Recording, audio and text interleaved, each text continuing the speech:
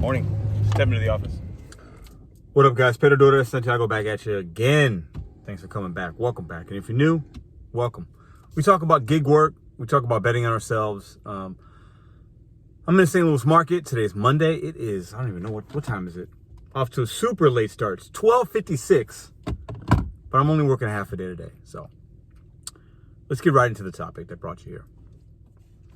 So I did a live, man, it's been some months now. And the topic of that particular live, we go live every Sunday, was addiction. Like, can people be addicted to DoorDash? And I took people's comments and we just kind of chatted about it. And this morning I woke up, we did a live last night and was kind of thinking, I asked some of the viewers, watch this episode of The Black Mirror, season 3, episode 1, called Nosedive, and how a lot of people in society right now, social media is big and people are addicted to their phones. Like, it is what it is. I'm guilty of it many times.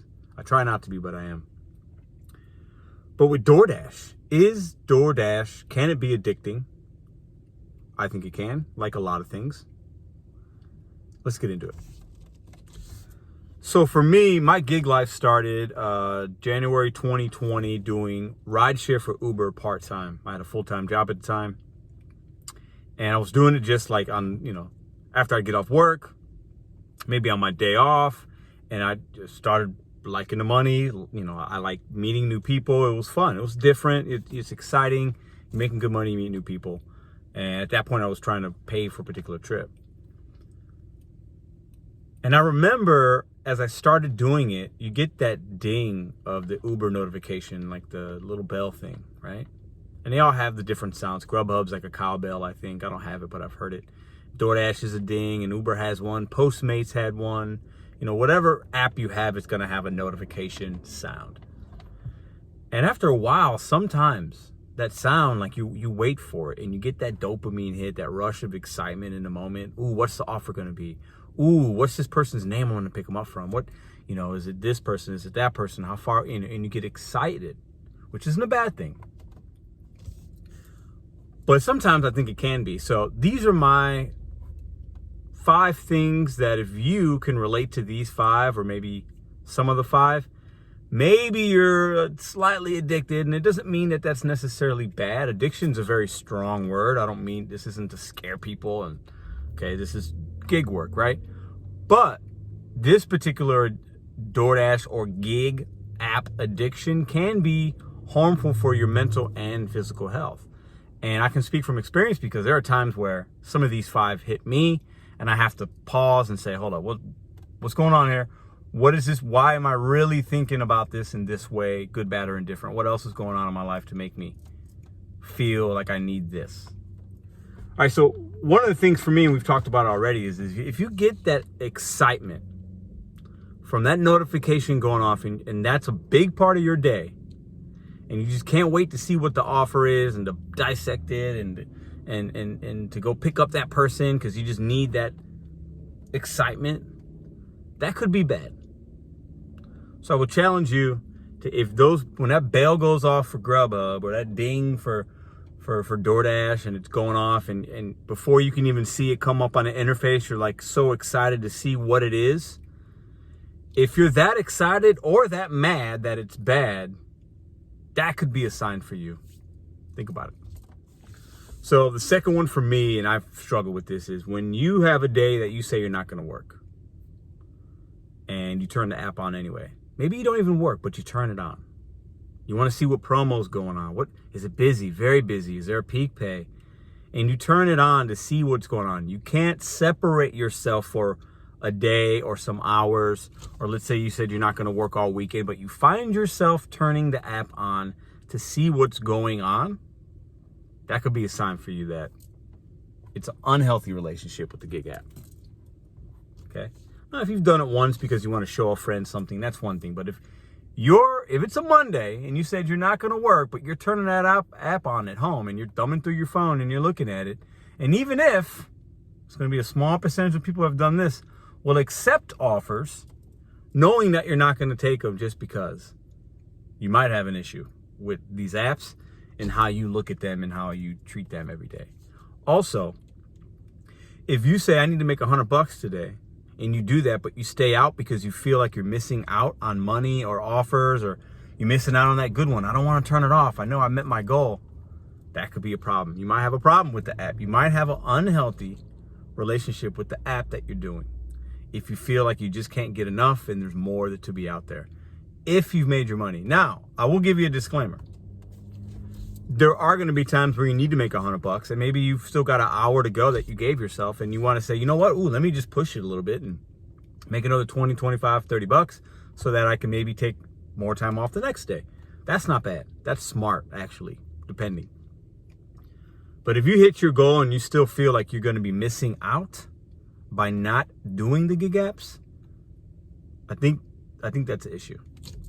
What do you think?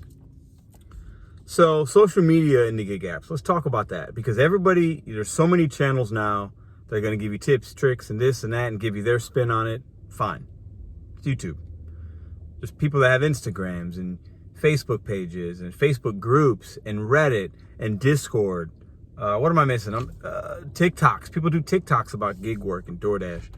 Social media is such a big part of our lives. It's been crammed down our throats, embedded in our brains, and it's bad.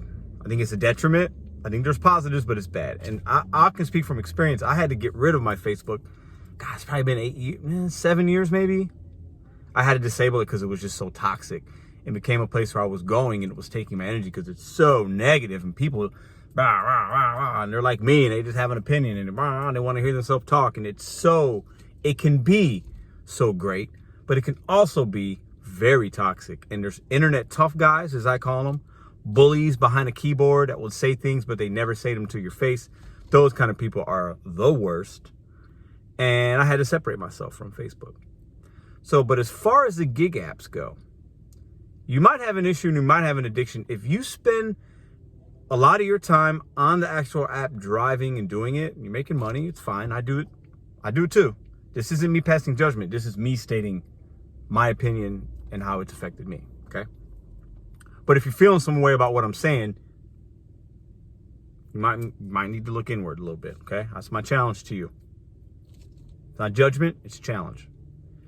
If you spend a majority of your day doing gig work and then also on YouTube, on Reddit, on Discord, on Facebook groups, always looking to see what's going on, communicating, if you're doing it excessively, that's probably unhealthy. What other things could you be doing? Are you spending less time with your family and your kids? Are your friends missing out? Are you not doing what you need to be doing, betting on yourselves, and like working on what you really need to be working on because you're spending so much time watching Pedro rant and rave on a live on a Sunday? I appreciate the support. But I almost wish sometimes people would watch less, because then that would mean maybe you're focusing on betting on yourself. I don't know. Your situation is different. Maybe you plan your day out accordingly and you give me that 30 minutes of your day. Thank you very much. I'm very appreciative. But this is for the ones out there that spend 6 hours sleeping. Most people sleep 6 or 7 hours. And then they spend an hour or two watching TV. And then they spend the rest of their time working. And then on social media with the gig apps. Communicating, doing this, watching videos in a Reddit, in a chat, in a live. Is that healthy for you? Only you can answer that question. That's a personal thing with you. I'll speak for myself. I spend a lot of time on YouTube. I spend a lot of time making videos in other people's videos, seeing what's going on, communicating with them, letting them know what I thought about their video, thanking them. You know, I might go on somebody else's channel. I spend a lot of time. That's unhealthy for me. I have to rein it back, and I'm going to be doing that a little bit. You guys will see that at some point very soon, because I realize it's unhealthy for me. You have to do what works for you. But this video is about challenging how much time, and are you addicted in some way to these apps and to the gig work and the social media aspect of it? I think some of us are, and that's why I want to talk about it today. All right, and we're off. So if you say you're not going to work and you wind up working or working longer, if you turning on these apps just to see what's going on because you can't get enough, if that dopamine rush when the alert comes through hits you that hard, you're so excited, or if you're so mad because the offers are $2 and $3 that it takes away your energy and you can't get over it for a certain amount of time. If you're letting the apps take that much of your time and energy, if you're spending a lot of time on social media following these apps and seeing what's going on and seeing what video these content creators have going up, and I appreciate the support, but listen, I'm being honest with you guys. Since day one, I always said I'll be as real as I can be. As I'm always transparent. You guys ask me questions, I'll answer them. I hope you guys know that. And if you're new, that's what this is about for me. Betting on, I want to challenge you guys. Bet on yourself. Asking, what is your why? I got more tips and tricks out there than I need. Okay, I do ride-alongs. I think a lot of you guys like that. I enjoy making them. I'm not gonna lie. I like it. It's good for me. I enjoy it. I think I know. It's not I think. I know I am helping some people in some ways. Some people different ways, but I really, really, really love it. I love it. But what's the cost, man? Am I doing it too much? Are you watching too much? Do you have everything else in your life are you good? Are you good? Like, I'm not good yet. I'm getting there. I'm not good. I'm not saying that because I think I'm perfect, and no. I'm still figuring a lot of things out, but I'm working on it every day, and I'm looking how I can get better. Maybe I don't think about it every day. I think about it every day. Maybe I don't actually tangibly do something about it, but it's there. But are you straight? Are you good? Are you spending too much time worrying, thinking about gig work and what other people's opinions are about what you think, and then commenting and doing this? And I don't know. I'm asking you right now. Let me know. Or you don't let me know. Let yourself know. Maybe it's fine for you. For many of you, it's going to be like, I like it. It's a hobby. It's fun. It's entertaining. Absolutely. I'm like that. I like to watch football. I watched football for half the day yesterday with the kid, just hanging out. Yeah, it's fun. It's entertainment. It's unwind from the other stuff. It's exciting. But sometimes some people watch football all Sunday and then all Monday and then all Thursday night and then all day Saturday for college. That's a problem. My opinion is, if you're watching that much TV, that's probably not healthy, right? If you're watching that much YouTube or that much time on Reddit and commenting and worrying about what people think about your comment, is somebody going to give it a thumbs up or a heart? I talked about this last night on my live. Social media, man, you got to be careful. And the gig apps, there's similarities there, because how we get information about the work that we do as independent contractors, a lot of us get it from social media. We get it from Facebook groups and Reddits and Twitter and all this stuff. And all these people have all these platforms. Follow me here. Follow me there. Follow me there. Is it good or bad? I don't know. This is a conversation. I'm not saying it's good or bad, but I'm questioning it and I'm challenging it, because this channel, I give you guys every day what's going on. And this is what's going on when I woke up today. This is what was on my mind. So this is what you get. Let me know what you guys think. So the last thing I'm going to say is, I use a word that's very strong. I use a word that's very personal to me. Addiction. I know people that battle it. I have an addiction to something that I currently am sober with, and I feel great about it.